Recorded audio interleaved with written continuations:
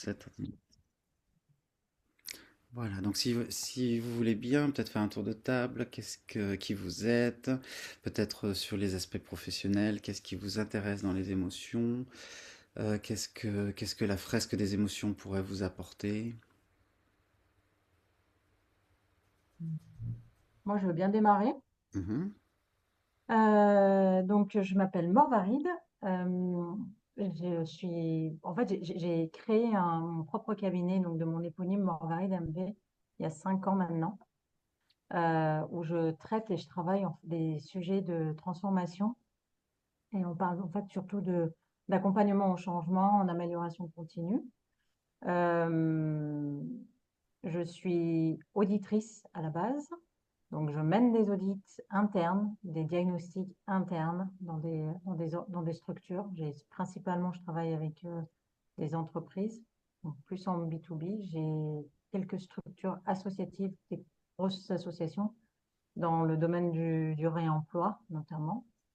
Et parallèlement, je suis coach certifié en intelligence émotionnelle sur un outil également donc, de diagnostic qui s'appelle l'EQI et qui est le diagnostic du quotient émotionnel et qui nous permet en fait, oui, d'accompagner les équipes aussi bien en individuel qu'en collectif sur ces sujets-là.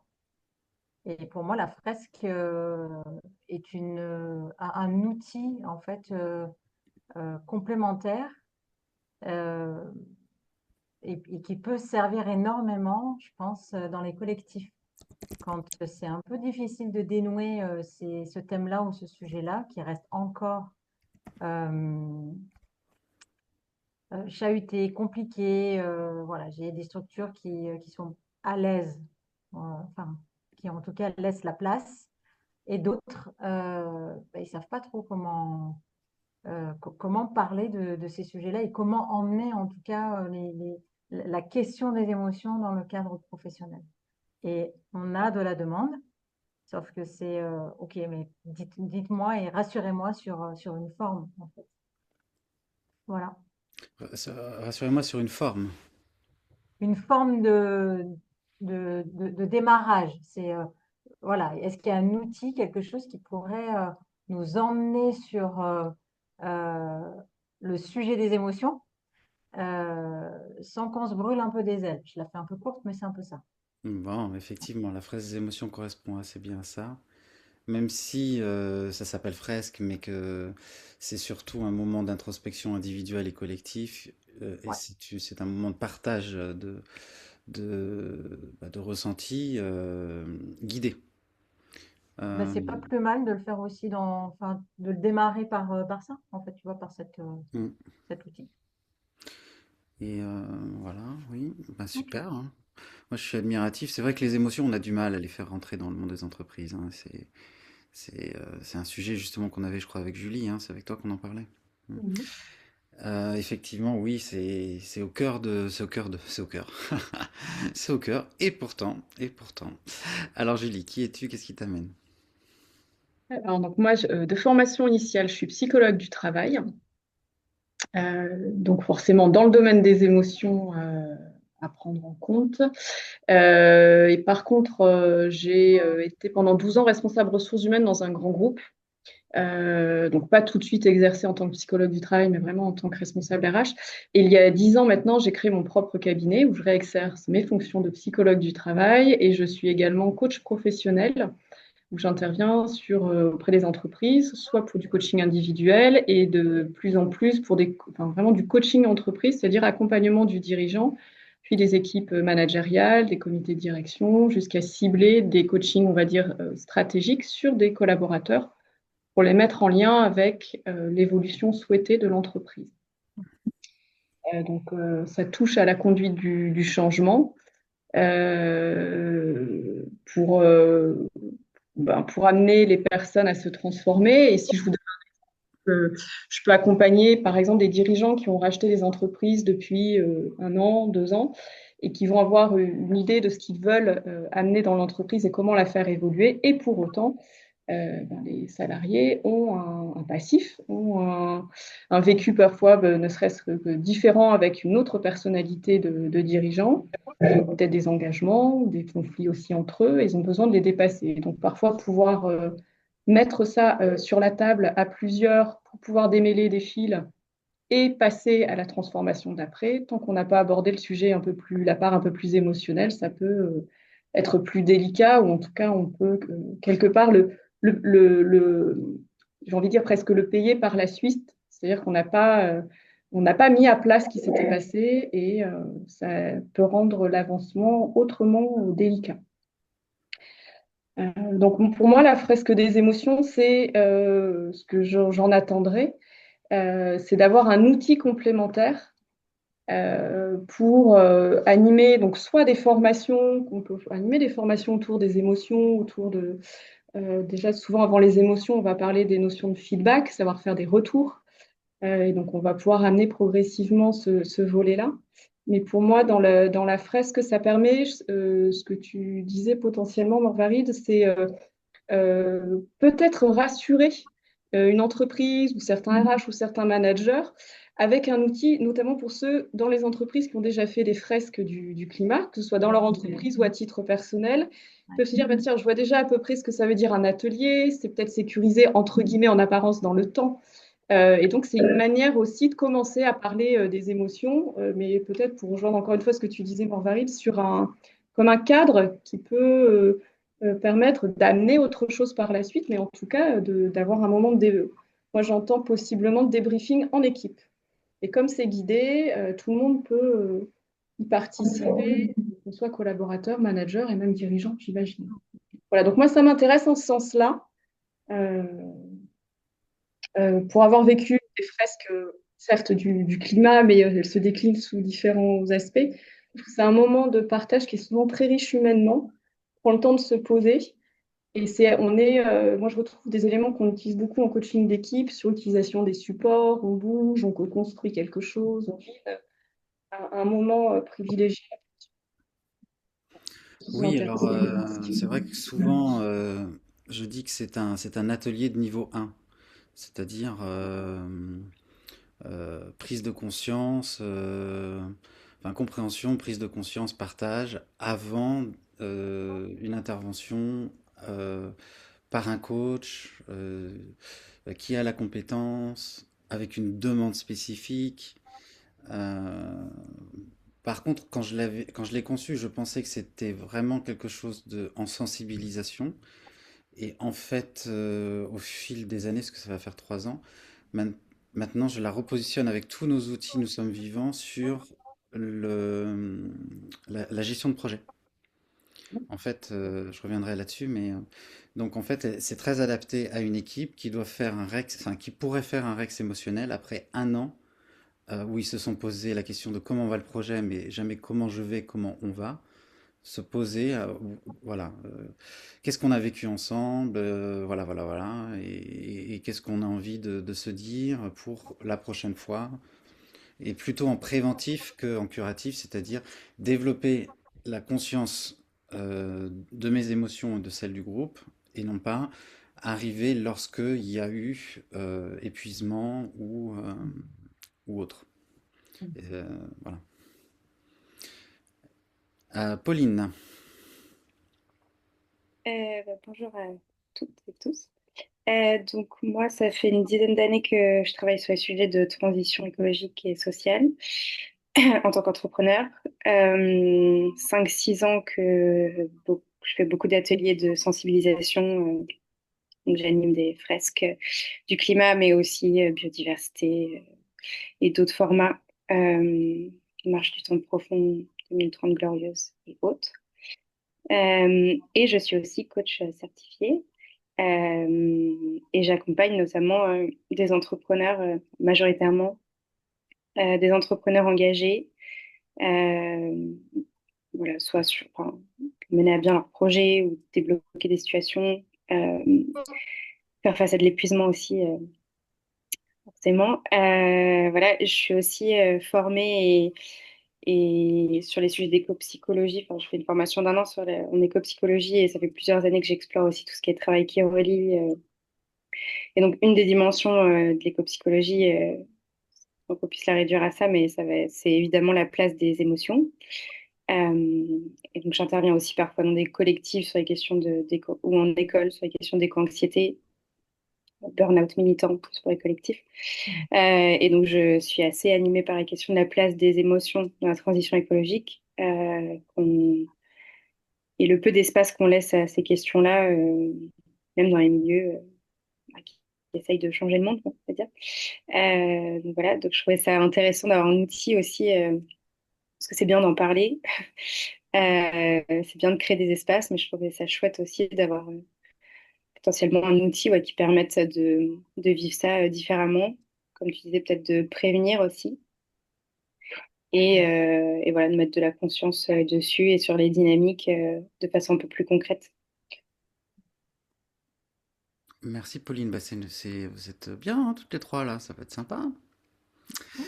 Euh, ce que je vous propose, donc là, ça va être de la théorie, c'est assez descendant. Euh, pour moi, c'est important de partager la théorie parce que c'est mon chemin. C'est comme ça que je suis rentré dans ce sujet-là. Et en fait, il y a quand même beaucoup de choses qui sont intéressantes. Enfin, le parcours que j'ai trouvé pour aborder les émotions est un parcours qui est assez, comment dire, qui n'est pas une autoroute. Euh, il est particulier. J'ai fait le choix de suivre tel et tel courant de pensée et ça se retrouve dans la fraise de façon, comment dire, on va pas dire ludique, mais simplifiée. Mais euh, euh, voilà. C'est pour ça que c'est théorique. Avant de ça, je vous propose deux choses. Je vous propose aussi de rentrer par le terrain de l'écologie pour aller introduire le sujet, même si la fresque n'est pas forcément écologique. Euh, mais là aussi, c'est le chemin que j'ai pris. Et voilà, et je vais commencer par me présenter, vous présenter Nous sommes vivants, et ensuite, n'hésitez pas à m'interrompre. Voilà. Et si on dépasse un peu dans le temps, moi c'est bon, jusqu'à 19 h, mais normalement on devrait tenir dans le time. Donc déjà, savoir qui je suis. Donc ce qui est intéressant, c'est que et ce qui est presque paradoxal, c'est que je m'intéresse au sujet sur lequel je suis le moins bon.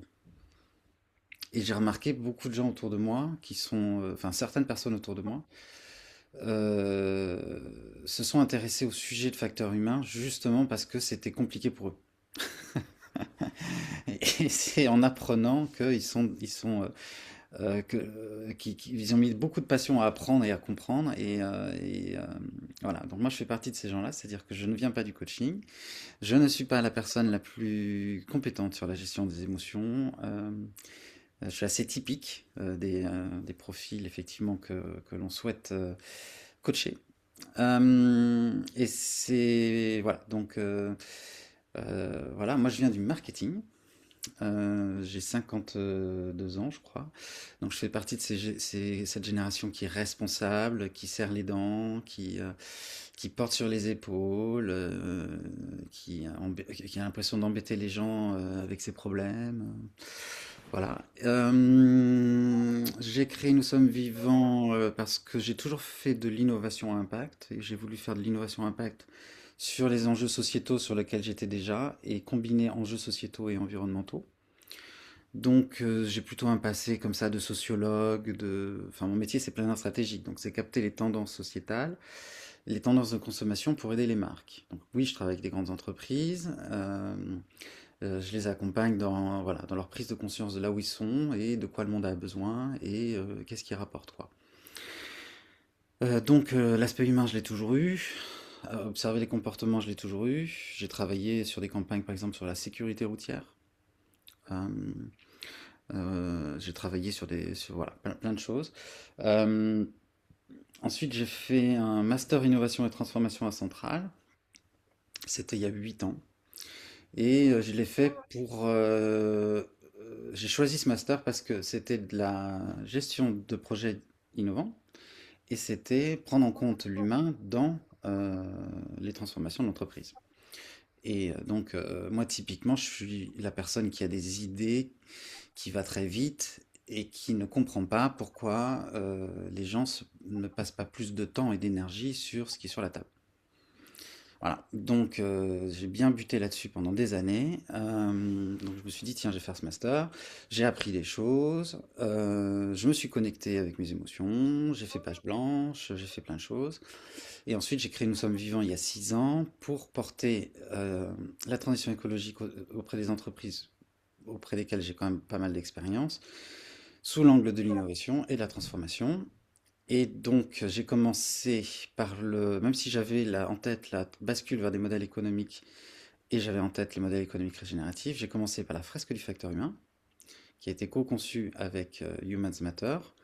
Je suis un des co-concepteurs et c'est par là que je suis rentré dans ce format-là, grâce aux scientifiques du comportement, dont Jacques Fradin, qui m'ont appris des choses. Et puis, voilà.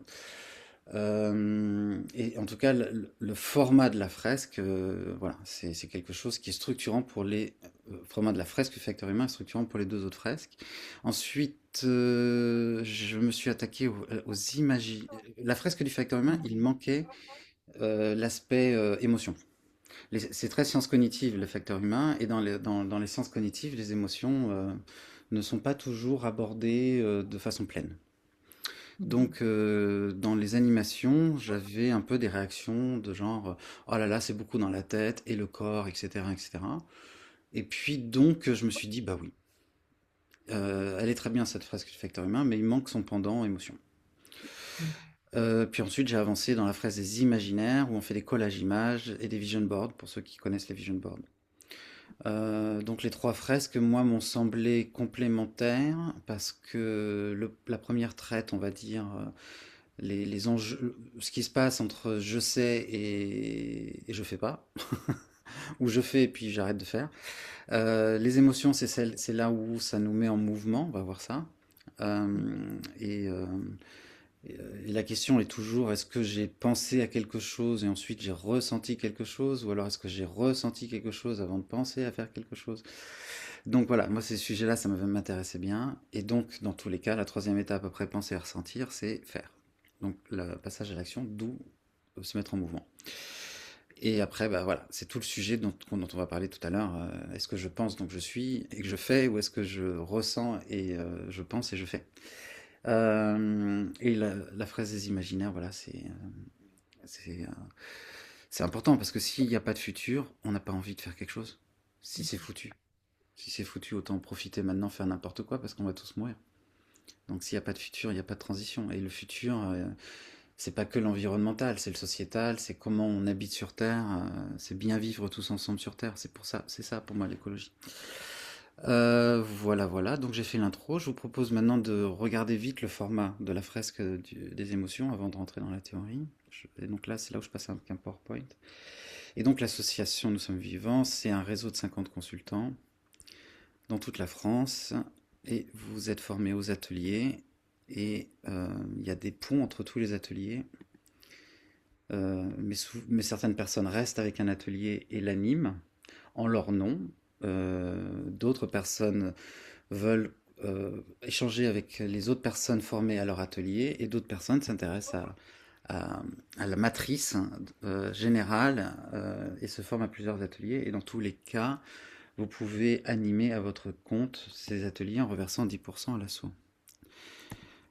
Donc l'intelligence émotionnelle, c'est de ça dont on parle, l'intelligence émotionnelle. Deux mots qui effectivement résument un peu tout notre paradoxe de la journée. L'intelligence émotionnelle consiste à écouter, reconnaître et à comprendre ses propres émotions et celles des autres.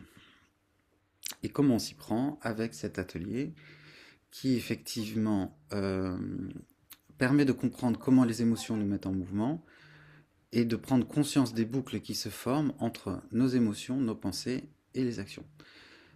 Le schéma n'est pas très très lisible, mais vous voyez qu'il y a des cercles au milieu, et que donc on part d'un, je me souviens plus, notion, ouais, on part d'un sujet et on va convoquer un souvenir. Et à partir de ce souvenir, on va dérouler les émotions, les pensées, les actions. Et donc, vous comprendrez après exactement pourquoi on part d'un souvenir. Mais vous voyez que en fait, l'atelier est structuré de cette façon-là. Une thématique, un souvenir, et ensuite quelles émotions, quelles pensées, quelles actions. Je suis allé jusqu'à quel besoin qui est communication non violente, mais nous n'avons rien à voir avec la communication non violente, sauf la notion de besoin. Et vous voyez en périphérie qu'il y a des familles de besoins qui sont réunies en zones, zone de cohérence, zone de partage, zone d'abandon, zone de sécurité, et qui est une sorte de dynamique, vous voyez, entre le centre et la périphérie.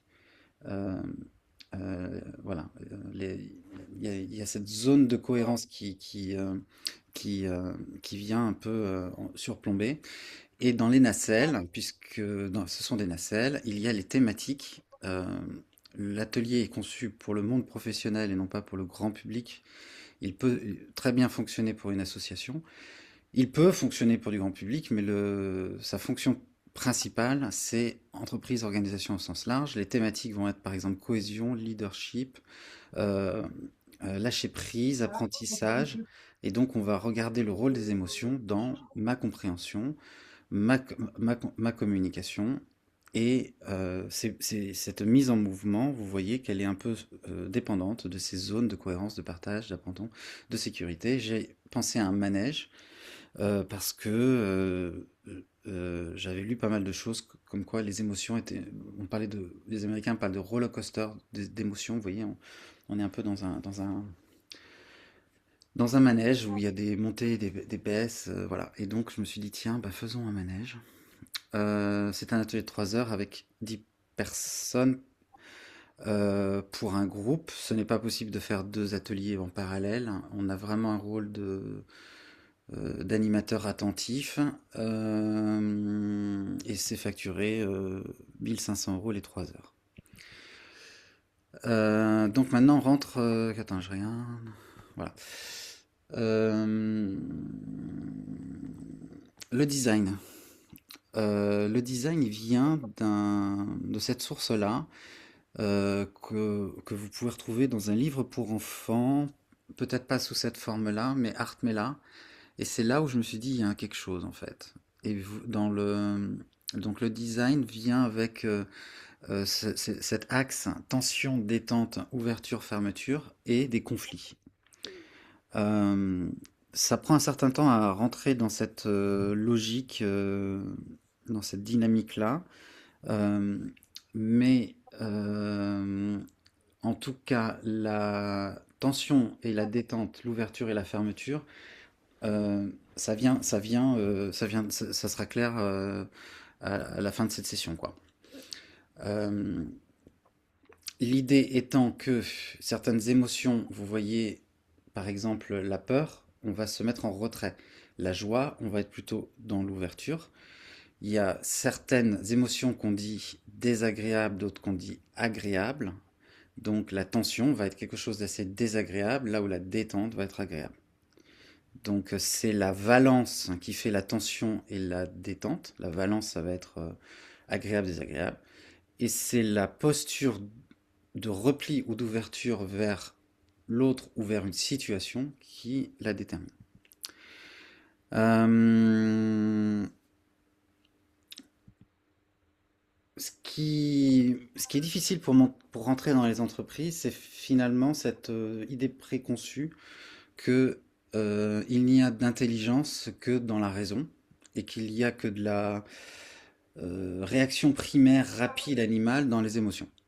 Moi, je dirais que c'est et que les émotions on les contrôle pas. Bon, mais c'est surtout ce côté les émotions dans la prise de décision en fait qui m'a interpellé.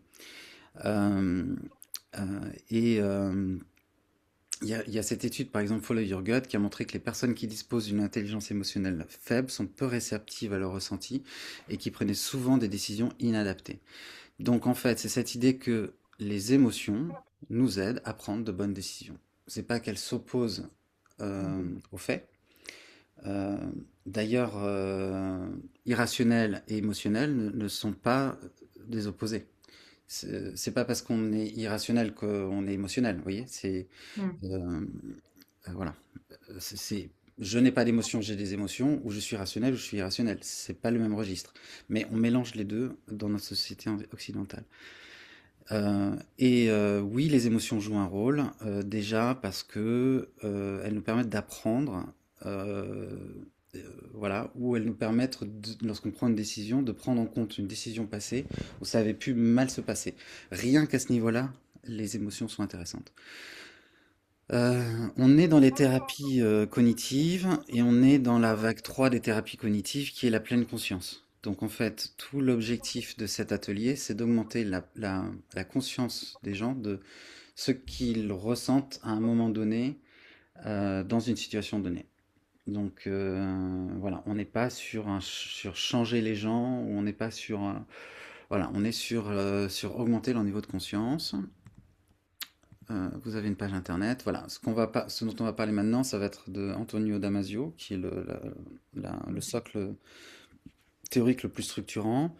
On utilise un des prismes de Beck, mais Beck est dans les thérapies de niveau 2.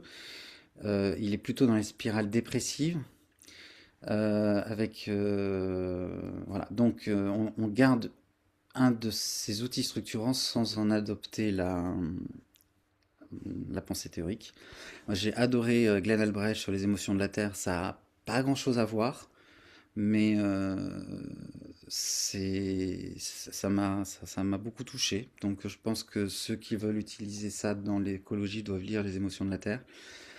Daniel Goleman, c'est la théorie qui est derrière le terme d'intelligence émotionnelle qui est intéressante à retenir. Et Art Mela, qui est tome 1 et tome 2, qui est absolument génial. Et même quand on est adulte, on comprend plein de choses. Et c'est là que vient le design de la fresque. Une émotion est une énergie qui nous met en mouvement parce que le mot émotion vient du latin emovere, qui signifie mouvement. Donc, en fait, quand on dit je veux mobiliser mon équipe, j'ai envie qu'est-ce qui me motive aujourd'hui pour avancer? Eh bien, on est un peu dans ce domaine de émovere et d'émotion. Et moi, je suis rentré, la fois, je pense, où j'ai été le plus dans un état émotionnel très très fort relié à l'écologie, c'est quand j'ai co-organisé les marches climat en France pendant un an.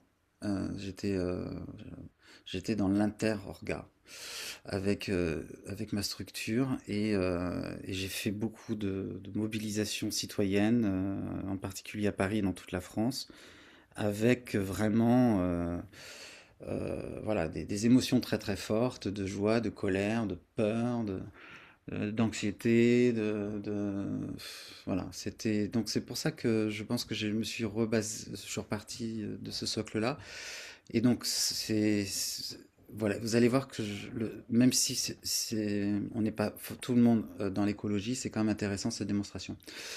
Euh, Charline, elle parle de personnes souffrant d'anxiété environnementale et donc d'éco-émotion. Elle parle d'un burn-out écologique, elle parle d'éveil écologique traumatogène, elle parle d'éveillé lucide. Euh, et donc, on peut se dire que le dérèglement climatique ou les feux de forêt ou la faim dans le monde génère une éco-anxiété avec des impacts négatifs sur notre santé mentale. Et que donc les éco-émotions, c'est ce qu'on peut ressentir face aux problèmes écologiques, qu'ils soient environnementaux et sociétaux. 50% des jeunes dans le monde entier, étude Lancet, ont déclaré ressentir de la peur, de la tristesse, de l'anxiété, de la colère, un sentiment d'impuissance, de la culpabilité face aux enjeux écologiques. C'est quand même une sacrée liste. Et, euh, et Maria et Chris ont analysé en 2022 donc le mouvement climat, en se focalisant sur l'année 2019. Et ils ont analysé qu'il y avait que l'éco-dépression inhibe l'action climatique. Donc quand je suis déprimé, ben je reste chez moi, je suis au fond du lit, j'ai pas envie de faire grand-chose. que l'éco-anxiété motive l'évitement actif, c'est-à-dire que ça me rend trop anxieux, donc finalement je préfère ne pas me confronter aux faits et de ne pas agir parce que je suis trop anxieux, et que l'éco-colère, elle me fait passer la porte de chez moi pour aller faire une manifestation ou pour dire à ma famille que c'est pas possible de manger de la viande à table. Donc j'ai trouvé ça assez intéressant. La Fondation Jean Jaurès s'est basée sur le mouvement climat aussi pour analyser quelles émotions les personnes ressentaient. Et donc on a beaucoup de colère, de la peur et vous voyez de l'angoisse, c'est-à-dire l'éco-anxiété. Euh, Vous alors, quelles émotions vous mettent en mouvement et comment? Est-ce que vous avez un souvenir ou comme ça, quelle est l'émotion qui vous met le plus en mouvement, en général dans votre vie? Sans parler d'écologie.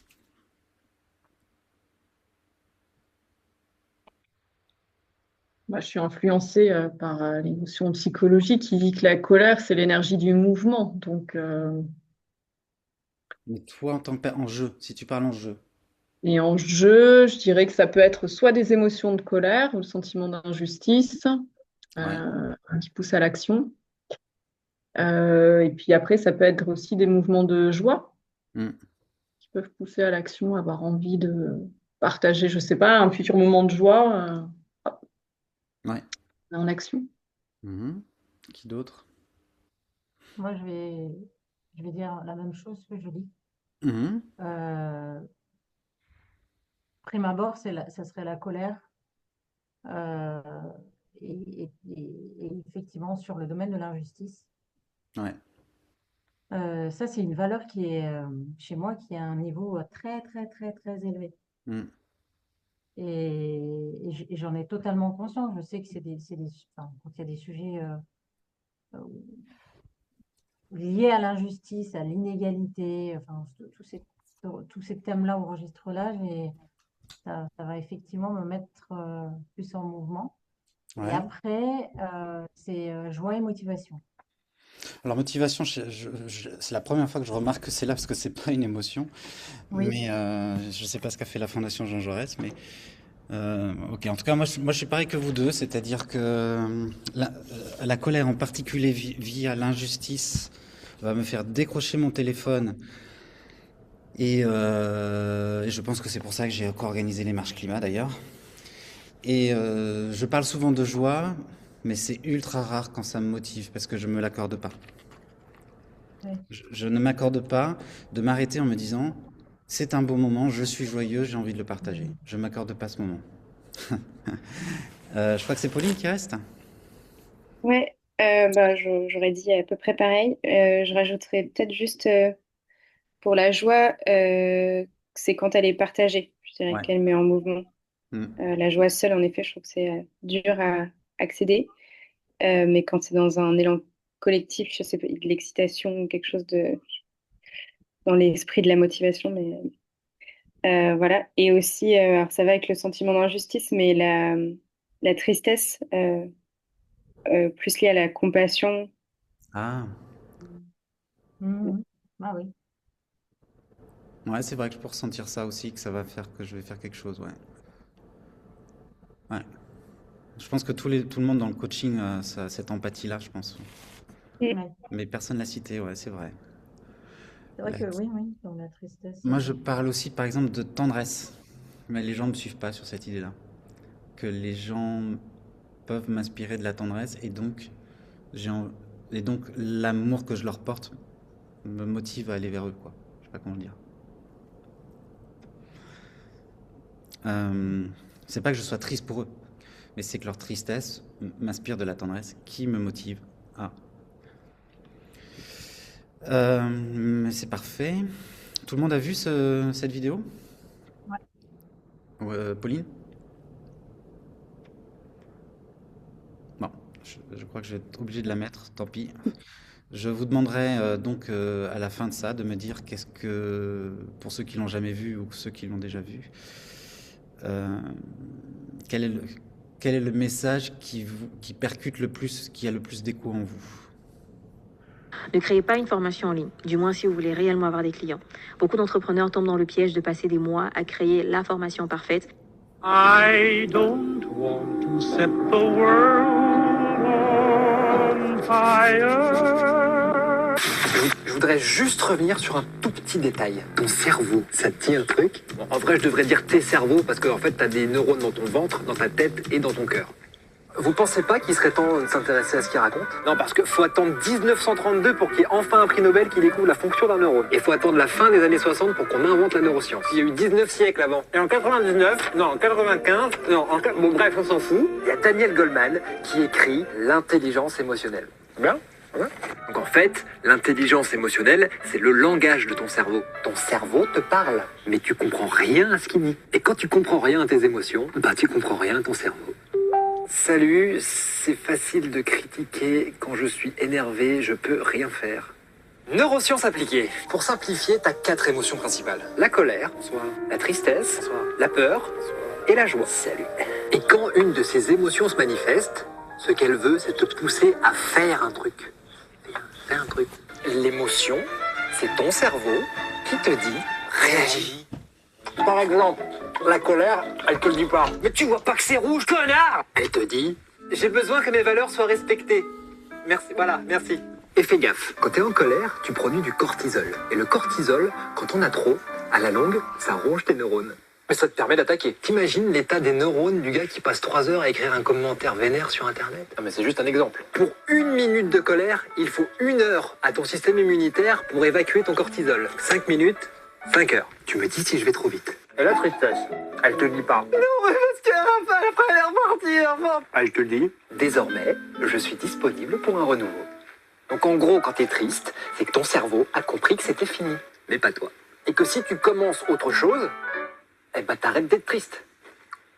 La peur, elle te dit pas. Elle te dit, voilà ce qui pourrait arriver si tu ne réagis pas. Ça veut dire bouge ton cul. Ah, et au passage, il n'y a que 8% de tes peurs qui sont fondées sur une menace concrète. 8. Tout le reste, c'est dans ta tête. T'es pas obligé d'être condescendant pour expliquer les trucs. Oh mon Dieu, je vais mourir. Donc en gros, c'est 3 signaux qui te disent tous la même chose. Fais une action pour revenir à ton émotion de base, la joie. C'est moi. C'est la seule de tes émotions que ton cerveau essaye de reproduire en permanence. Et ce que tu sais peut-être pas, c'est que le sourire, il est à l'origine de ta joie, et pas le contraire. Parce que quand tu souris, même si tu te forces, tu produis de la sérotonine et de la dopamine qui te provoquent un sentiment de bonheur. Donc en gros, l'émotion, c'est un signal qui dure quelques secondes. Et le sentiment, c'est le temps que tu accordes à ce signal. Donc au final, le bonheur, c'est le temps que tu accordes à ta joie. C'est moi. Tu commences... Et tout le monde s'en fout.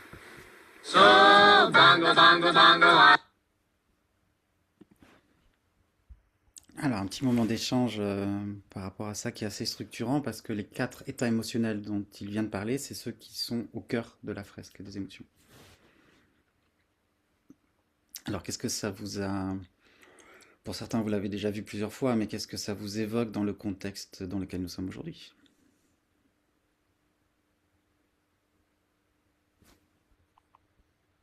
Moi, c'est la première fois que je le vois, donc je le découvre, mais je trouve ça plutôt bien fait.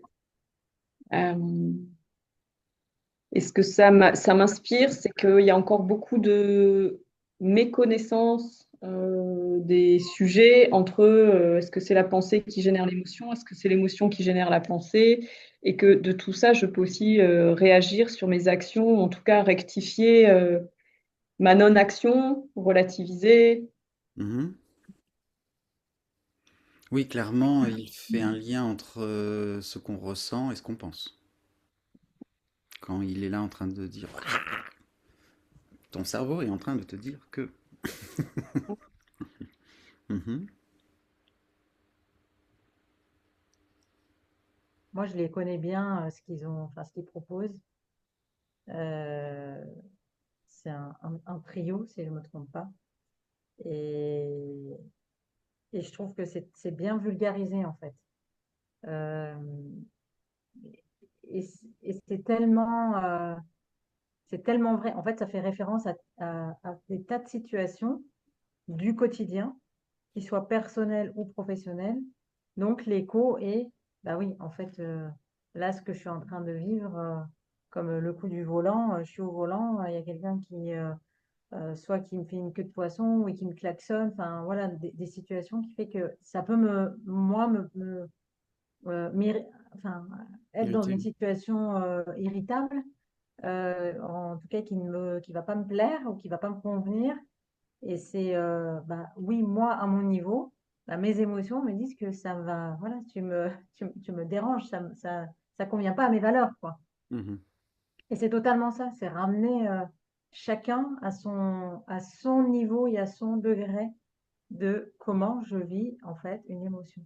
Ce qui est vécu par l'un, la joie, elle va pas être vécue de la même façon entre nous quatre et pas du tout au même degré.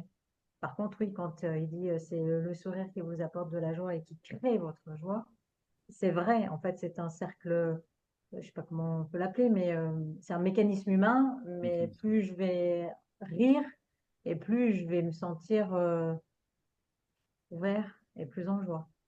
Mhm. Ok. Et Pauline? Ouais, moi, la première chose qui m'est venue, c'est, oh là là, je passe beaucoup de temps à être en colère, donc je suis un peu dans la merde. Parce que mon cerveau est...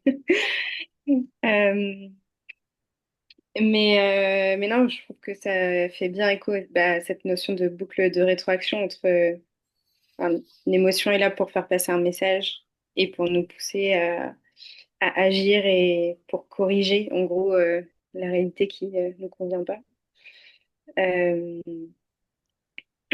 et, euh, et voilà, moi, ça me renvoie toujours à ce qui se passe quand on n'est pas conscient justement des émotions qui nous traversent et de ce qu'elles nous disent. Et que du coup, ça boucle, ça stoppe, enfin, ça nous empêche d'avoir accès à ce message. Euh, donc, si on revient aux enjeux écologiques, enfin, quand on se laisse pas la place de sentir la tristesse ou la colère ou autre, du coup, on se laisse pas la place d'agir. Euh, Mhm. voilà. Merci. Donc ça, vous pouvez l'utiliser effectivement. Nous, on l'utilise pas lors d'une session parce que finalement, ça dévoile ce qu'ils vont vivre. Mais en avant-session ou en prospection commerciale, ça peut marcher Mm. assez bien. Effectivement, on y retrouve. C'est vulgarisé, mais c'est juste parce qu'il y a quatre états émotionnels et que les pensées qu'il décrit sont assez universelles pour correspondre au vécu de pas mal de monde. Donc c'est là où c'est intéressant. Là où comment dire, moi j'ai pas mis les pieds, ça va être finalement la cortisol, la dopamine. Donc c'est ces approches qui sont très mécanistes, sont pas fausses, mais c'est pas ça qui m'a intéressé dans les émotions. Ok. Donc ce qui est mécanique, ça va être thérapie cognitive de niveau 1, le chien Pavlov, vous voyez. Niveau 2, ça va être les thérapies comportementales. Si tu fais ça, tu vois, t'es pas heureux, alors si tu veux être heureux, bah fais autrement. Donc voilà, moi je suis plutôt dans la pleine conscience. Donc pareil, la même façon dont il le décrit, donc les émotions sont des réponses de l'organisme à l'évaluation d'un stimulus interne ou externe, donc soit dans mon corps, soit le monde externe vers mon corps. Et donc une définition large, ça va être une approche plutôt biologique fondée sur la perception, l'expérience, la physiologie. Donc toutes les réactions physiologiques qui peuvent se passer dans le corps en réponse à des défis opportunités qui se présentent dans notre environnement. Euh, il le décrit très bien dans la vidéo. On- à la base d'une émotion, il y a une sensation dans le corps. Donc c'est quelque chose du type le cœur qui bat, la gorge nouée, les larmes aux yeux, les mains moites, des tremblements. Donc c'est une sensation corporelle qui, parce qu'on en prend conscience, ça va dans la tête, dans le cerveau, devient une émotion que l'on peut nommer, que l'on peut accueillir et nommer. Euh, et ça ne dure pas plus que 2 minutes. Et si cette émotion dure, ça devient un sentiment qui s'installe de façon consciente, comme par exemple l'amour ou d'autres sentiments. Donc on est bien sur quelque chose qui commence dans le corps, que le cerveau traite et qui devient conscient. Euh, Antonio Damasio, moi, c'est la base de toute la fresque et de toute mon approche sur les émotions,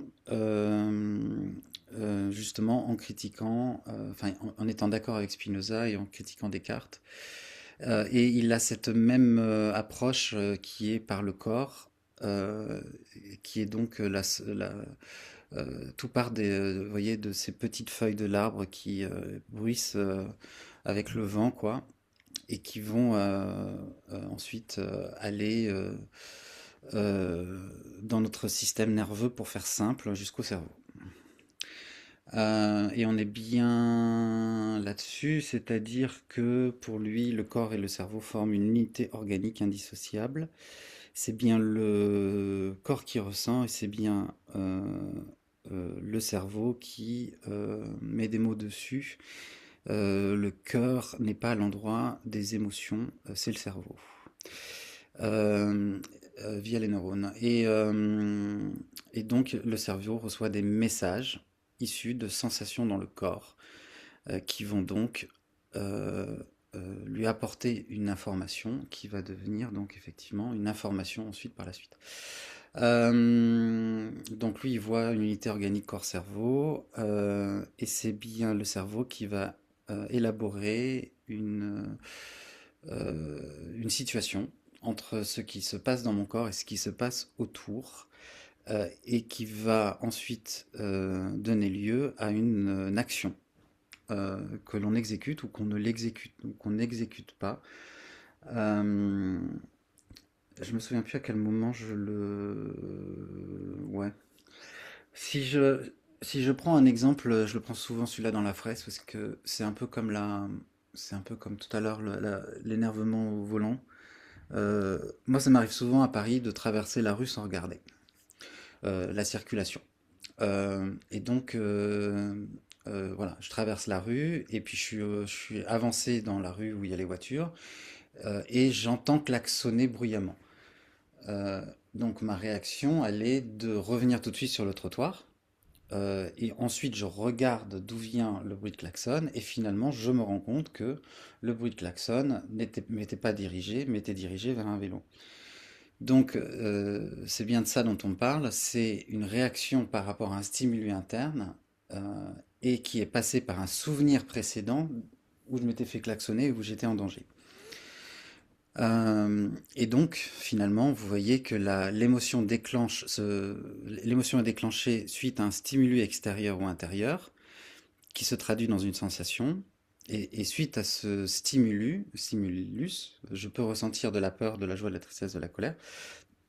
Que d'abord, c'est inconscient, mais toutefois, une émotion, elle est détectée par le cerveau après 100 millisecondes, ce qui est infime. Les informations du corps arrivent plus vite au cerveau que l'observation rationnelle d'une situation. Dans ce que je vous ai dit tout à l'heure, euh, j'ai réagi de façon spontanée, émotionnelle, avant de prendre conscience de la situation. Euh, et donc l'émotion devient consciente et elle donne donc une action. Euh, Vous pourrez relire le document, mais voilà, il y a des stimuli externes, il y a des stimuli internes. Le corps en lui-même, parce qu'il est fatigué, parce que voilà, peut aussi euh, euh,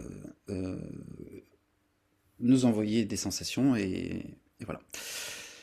Ce qui est paradoxal dans notre monde, c'est qu'il y a très peu de personnes, enfin tout le monde ressent, hein, tout le monde a des sensations, hein, les sensations dans le corps, c'est impossible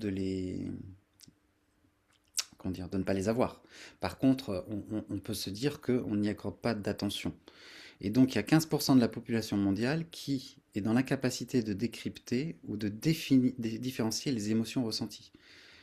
Donc c'est voilà, c'est ce qu'on appelle l'alexithymie. Et par contre, un individu ayant une bonne conscience émotionnelle peut distinguer plus d'une quinzaine d'émotions différentes et comprendre les messages visant à adapter son comportement par rapport à une situation. Euh, donc il y a porter une attention à ses émotions, savoir les nommer. Justement, savoir les nommer, donc dans le livre Art Mela, vous avez ce schéma-là qui reprend celui de tout à l'heure, c'est-à-dire que vous avez extérieur, intérieur, fermeture, ouverture, c'est le même mapping. Et vous voyez que tout à l'heure, vous m'avez parlé de plaisir ou de joie, et donc vous m'avez dit que c'était agréable et tourné vers l'extérieur dans le partage. Vous voyez que la joie, effectivement, est dans le carré, enfin dans la zone de droite. Vous avez dit toutes que la colère était quelque chose qui vous mettait en mouvement et que c'était une atteinte à vos valeurs et que vous étiez un peu en train de vous fermer. Eh bien, c'est ça. Vous voyez, la colère, on est bien là-dedans. Tout à l'heure, on a parlé de la tristesse, effectivement, qui est plutôt vers l'intérieur, mais avec une ouverture souplesse. Donc, il y a quelque chose, effectivement, de repli et qui n'est pas tourné vers l'action, mais voilà. Et la peur, clairement, elle est fermée, fermée. Qu'est-ce que j'ai appris là-dessus? Donc, il y a 4 états émotionnels. Et ça va être le cœur de la fresque des émotions que d'être sur ces 4 états émotionnels avec les petits mots qui sont des émotions. Un ensemble de petits mots qui font des émotions font un état émotionnel qui s'appelle colère, joie, tristesse, peur. Tout à l'heure, quand vous avez dit sur la colère, c'est une atteinte à mon intégrité, c'est un conflit stratégique dans le schéma de droite. C'est là le socle de l'intelligence émotionnelle, que de savoir porter attention à ce qu'on ressent, nommer et comprendre les messages qui sont portés. Comment nos sensations ou nos émotions nous informent. C'est ça l'intelligence émotionnelle. Dans Damasio, il y a aussi ce schéma-là qui est un petit peu différent, mais dans la composition, mais qui est exactement pareil. Et il parle d'activation, c'est-à-dire qu'il y a une intensité plus ou moins forte. Petite joie, grande joie, petite joie d'avoir allé fait le ménage et grande joie d'être dans un concert avec plein d'amis. Et il y a valence qui est agréable ou désagréable. Et c'est comme ça que Damasio qualifie a qualifié grâce à l'expérimentation avec Eliot sa façon de percevoir les émotions de la même façon avec le graphe qu'on a vu tout à l'heure.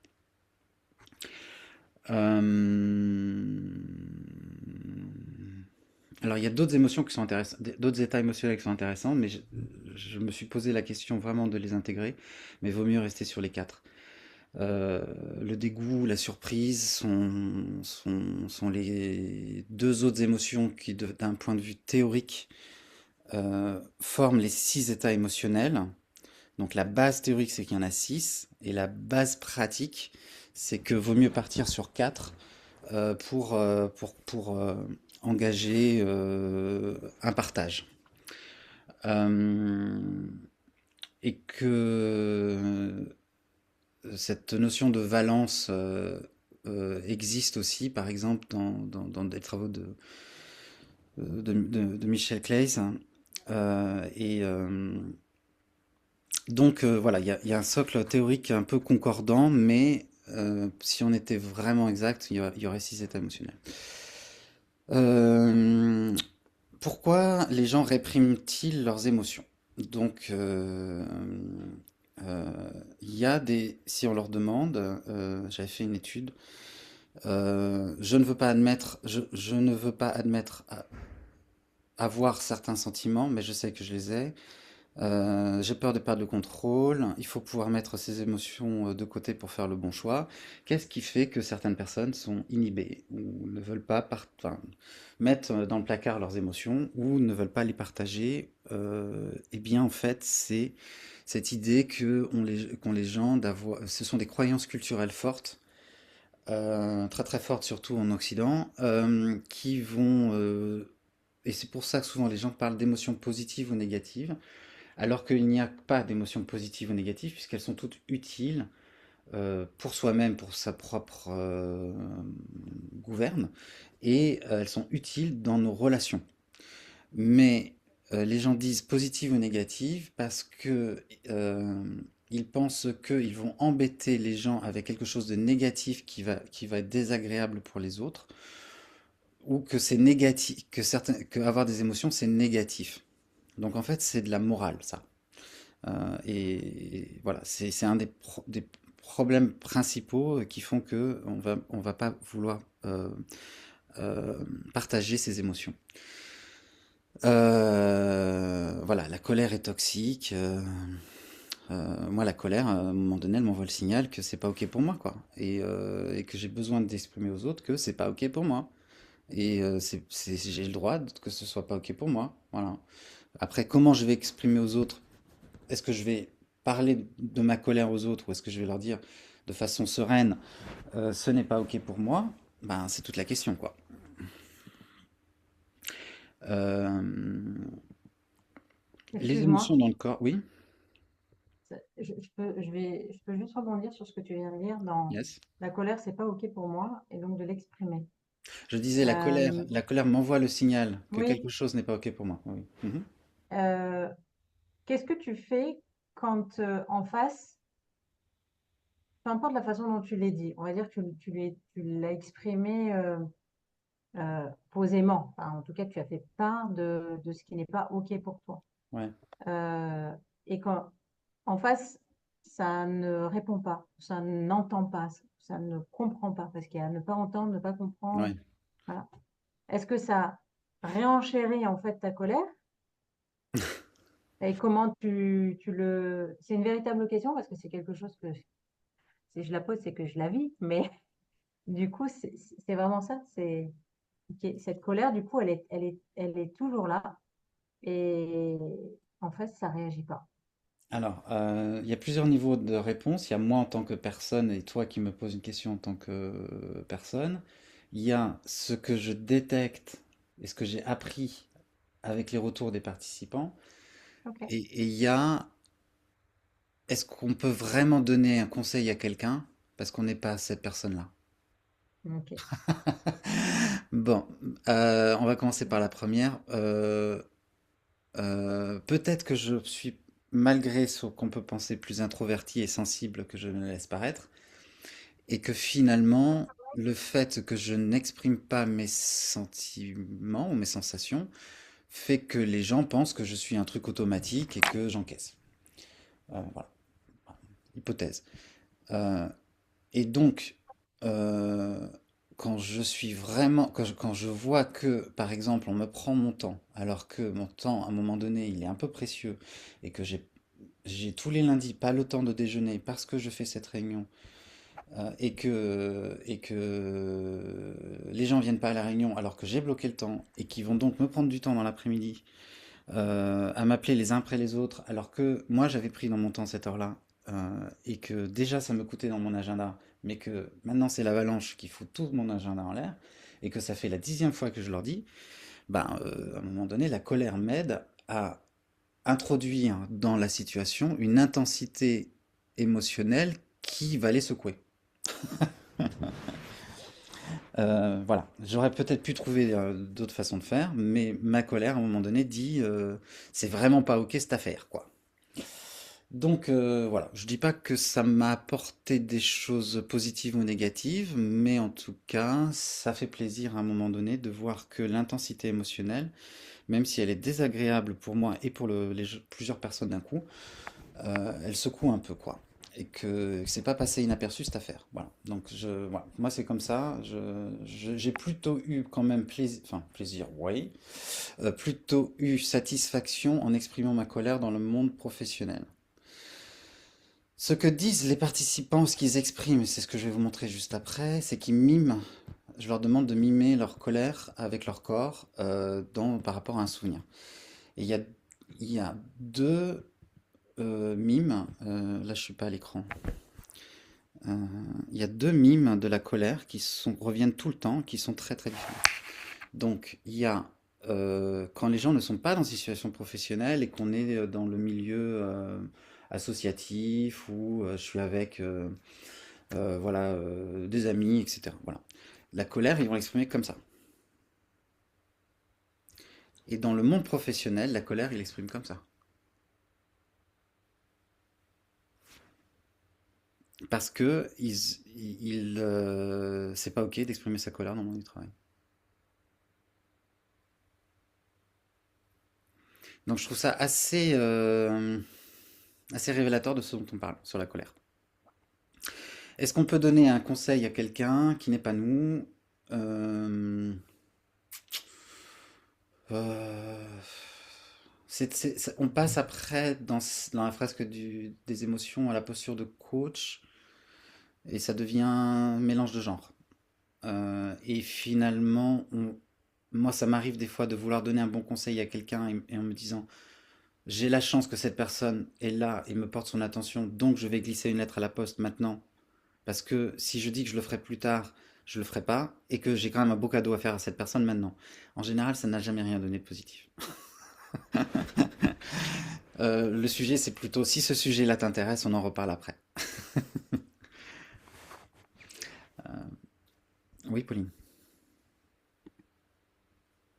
Après, c'était une autre question. Donc, je sais pas si Oui. ok. C'était fini.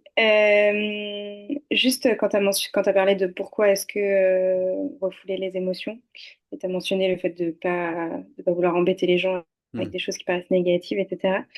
T'as- Est-ce qu'il n'y a pas aussi, enfin, en fait, tout simplement, les émotions sont pas très bien perçues dans notre société. Tu as parlé au début de l'opposition raison-émotion. Il y a aussi que la raison, elle est associée généralement au masculin et les émotions au féminin. On explique aux petits garçons, souvent depuis qu'ils sont petits, que de pas pleurer ou sois fort, Oui, c'est ça, c'est ça. etc. Donc, C'est ça. C'est ça. Après, qu'est-ce que ça apporte de différent à quelqu'un? Enfin, comment dire? Moi, mon sujet, il est plutôt, à mon avis, notre sujet, il est plutôt de montrer l'intelligence émotionnelle et de relier que il y a une qualité entre attention émotionnelle et qualité décisionnelle. Je pense que le sujet, il est vraiment là.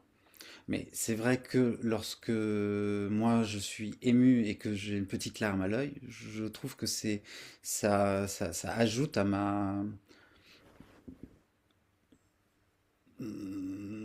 façon d'être sur Terre. Enfin, je suis comme ça, quoi. Enfin, je veux dire, parce que je suis plus faible ou machin. Non, je trouve que c'est un moment de.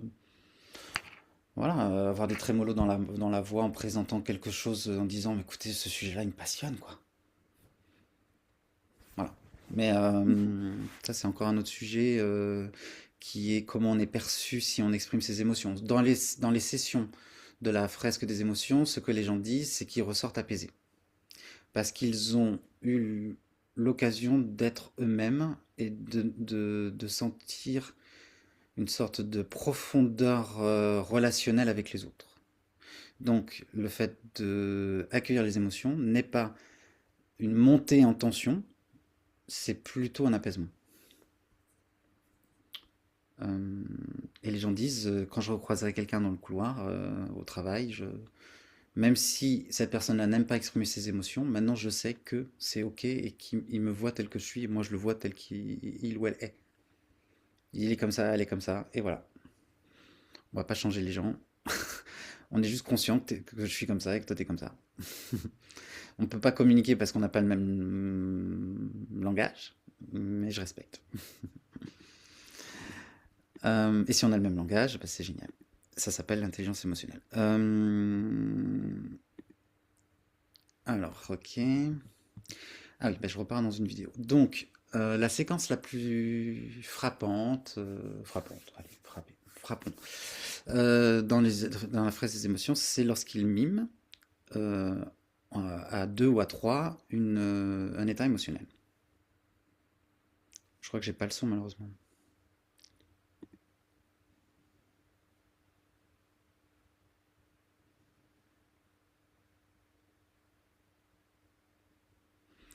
Donc voilà, ça c'est, j'en ai pas mal de vidéos comme ça. Donc vous voyez là, on est vraiment dans ce que je ressens dans le corps et comment je l'exprime à d'autres personnes et comment c'est compris, reçu et finalement, est-ce qu'on n'est pas tous un peu pareils dans notre vécu émotionnel.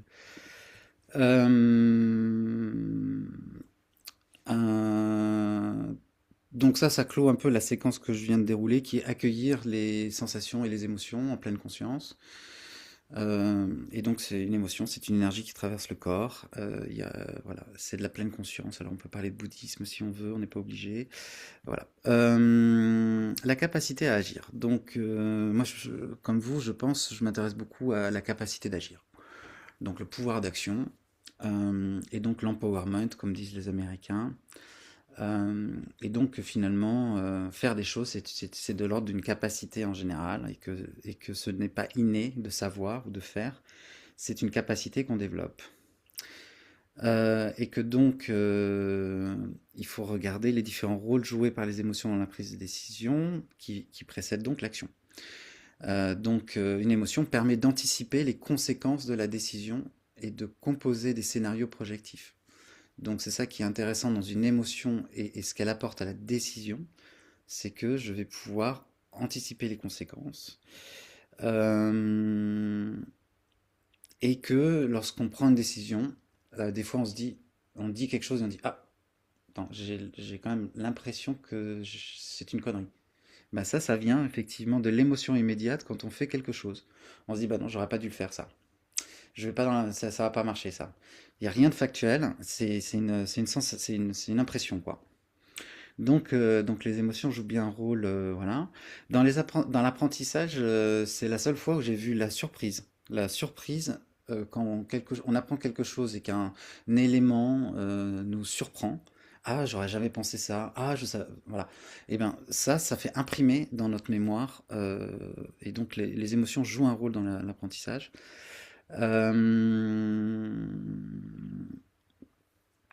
Non, ça c'est. Et donc percevoir, c'est à travers notre corps qu'on peut percevoir le monde, justement, par rapport à ce qu'on ressent. Euh, et donc là, vous pouvez aller creuser la phénoménologie qui est assez intéressante. Mais finalement, ce dont on parle là, c'est l'expérience vécue. Qu'est-ce qu'on on vit dans le moment, qu'est-ce qu'on a vécu dans le passé. Et notre corps a une sorte de mémoire. Et donc, Damasio va parler de... Alors, il est où cette histoire? Des marqueurs somatiques dans la prise de décision. Et il va dire que finalement, quand on prend des décisions, l'expérience que l'on a vécue dans le passé va laisser une trace qu'on va dire mémorielle. Hein. Je me souviens d'avoir été dans cette situation-là une fois. Et que donc cette trace mémorielle va pouvoir aiguiller notre prise de décision. Et on va se dire, attention, il y a un danger à choisir cette option parce que la dernière fois que j'ai fait ça, je me suis mis en risque. Et donc, ça va entraîner une boucle réflexive de est-ce qu'il n'y aurait pas une autre option. Et dans un autre livre que l'erreur de Descartes, qui est sur la culture, il dit que la civilisation humaine s'est développée grâce aux émotions plaisantes ou déplaisantes qui ont invité les gens à s'améliorer. Tiens, j'ai échoué, je suis déçu. Bon, ben, j'utilise cette déception pour faire autrement, et jusqu'au moment où je suis ou content de ce que j'ai fait, et donc voilà. Et donc il dit que c'est à l'origine des arts, des sciences et des technologies. Il appelle ça le feedback émotionnel de nos actions. Alors c'est pas le feedback en sens managérial, je te fais un feedback, mais c'est le feedback que chacun a entre une action et le retour émotionnel que ça lui a procuré. Dans l'erreur de Descartes, en fait, il travaille avec Phineas Gage, et il lui manque la moitié du cerveau. Et la particularité que a cette personne-là, c'est qu'il arrive à prendre des décisions, mais enfin non, il n'arrive pas à prendre des décisions. Justement parce qu'il n'y a pas la partie de son cerveau qui a disparu, c'est celle où est l'intelligence émotionnelle. Parce que la personne n'arrive pas à prendre une décision parce qu'il ne sait pas s'il fait le bon ou le mauvais choix. Et donc, sans émotion, en fait, sans sensation, sans émotion, on a du mal à faire un choix tranché entre deux options. Voilà. Donc pour lui, on le disait tout à l'heure, raison et émotion ne s'opposent pas. Et je vous redis à nouveau, et c'est combien de fois je vois ça, on dit irrationnel pour émotionnel, ça n'a rien à voir. C'est raison et émotion sont deux choses différentes, et justement elles ne s'opposent pas. Ouais,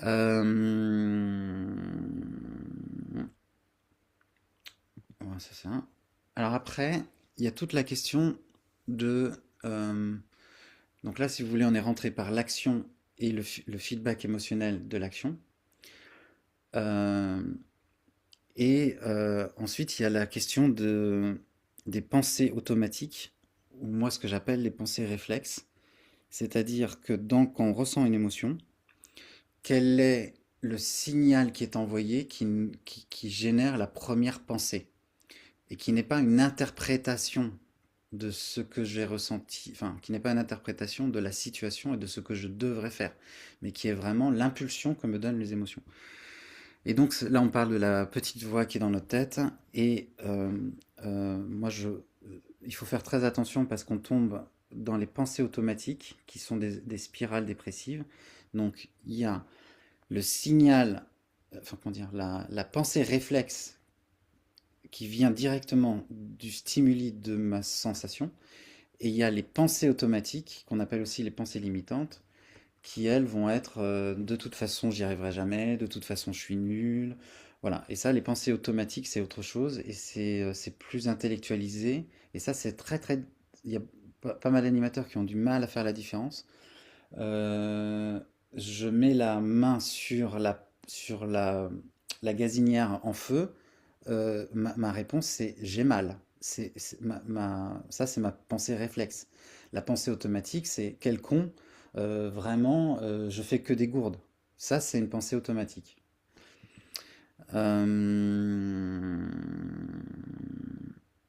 Donc oui, j'essaye toujours de bien faire la différence entre les deux. Donc les pensées automatiques sont une sorte de voix intérieure, consciente ou préconsciente. On les découvre en se concentrant sur les moments où on ressent de l'émotion. Ces pensées précèdent et induisent l'émotion. Pour dire les choses simplement, à quoi je pense tout de suite après avoir ressenti cette émotion dans cette situation. Donc ça, c'est... Par la suite, j'ai enlevé le terme automatique. Non, c'est bon. Pensée automatique, réflexe. Enfin, ça, c'est les pensées réflexes. Et les gens ont beaucoup de mal lorsqu'on leur demande de dire le jour où tu as ressenti cette sensation et que tu as été dans cet état émotionnel, quelle était la pensée réflexe que tu as eue, parce qu'en général, elle est inconsciente et elles sont ignorées. Et on n'a pas appris à se concentrer sur cette pensée réflexe qui est donc ce qu'on a vu dans la petite vidéo tout à l'heure de tes émotions te parlent mais tu les écoutes pas. Et ça, c'est parce que les gens n'ont pas l'habitude et que c'est presque subliminal, quoi. Et donc, à ne pas confondre avec toute la pensée de Seligman et d'autres qui sont dans une impuissance acquise. c'est-à-dire un processus de résignation lorsque on échoue plusieurs fois. Voilà. Et on va rentrer dans les pensées limitantes et donc les croyances limitantes de Beck. Euh, j'ai presque fini. J'ai trouvé que ce schéma était intéressant parce que c'est la seule fois, je pense, où j'ai vu la triade de Beck utilisée pour autre chose qu'une spirale dépressive. C'est-à-dire que là, j'ai une situation, grosse flèche, émotion, ce que je ressens, pensée ou image mentale, ce que je me dis à propos de la situation qu'il faudrait plutôt revoir sur le message que me envoie mon corps, qui génère un comportement, donc une action. Donc on a bien la boucle émotion, pensée, action. Mes actions, elles, génèrent une réaction chez les autres qui me réentraîne dans une boucle émotion, pensée, action. Si vous trouvez d'autres sources que ça, je suis preneur. Il faut quand même aller chez Barbaras ou Merleau-Ponty pour trouver ça. Et c'est pas dans... Voilà, c'est pas... voilà. Donc, voilà, ça c'est un. Autoréflexion, efficacité personnelle.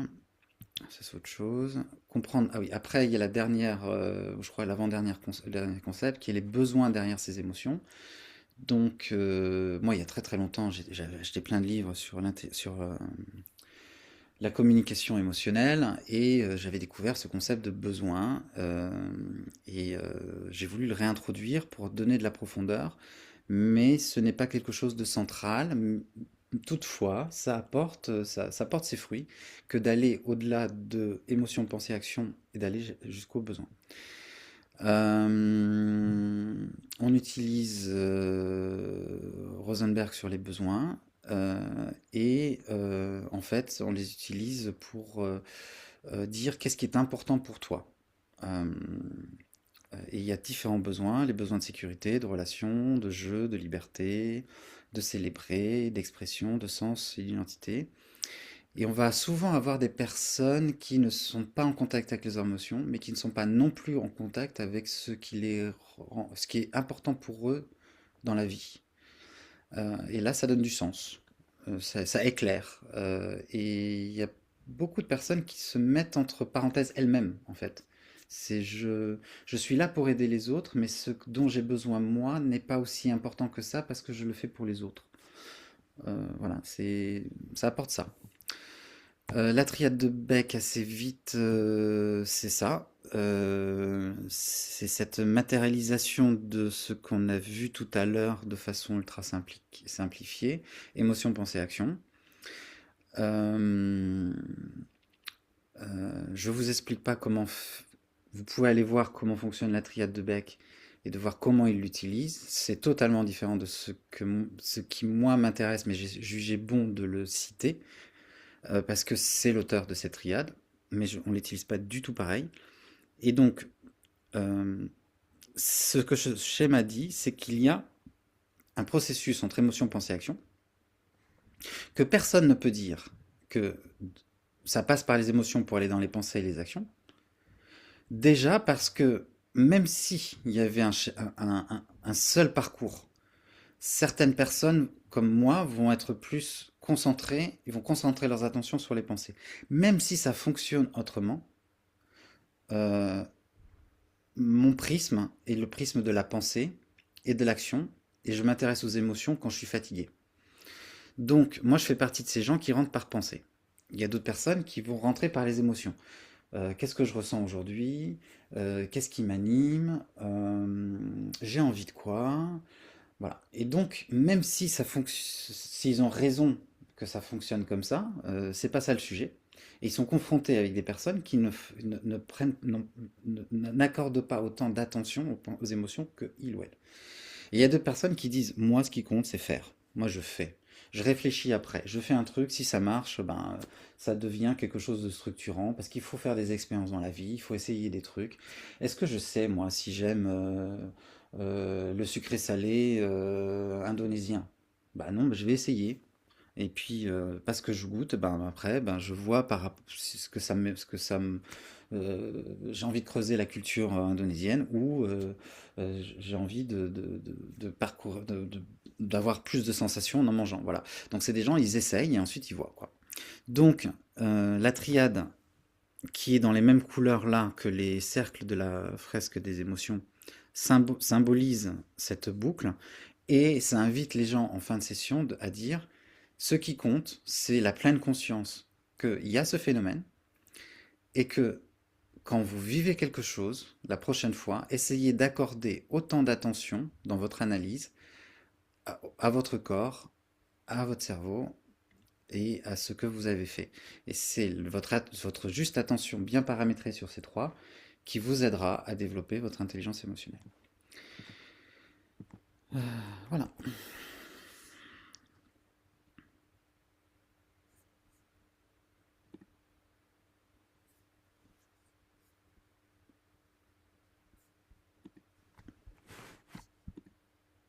Alors, ce que je vous propose peut-être, c'est d'arrêter l'enregistrement, comme ça vous pouvez me poser des questions.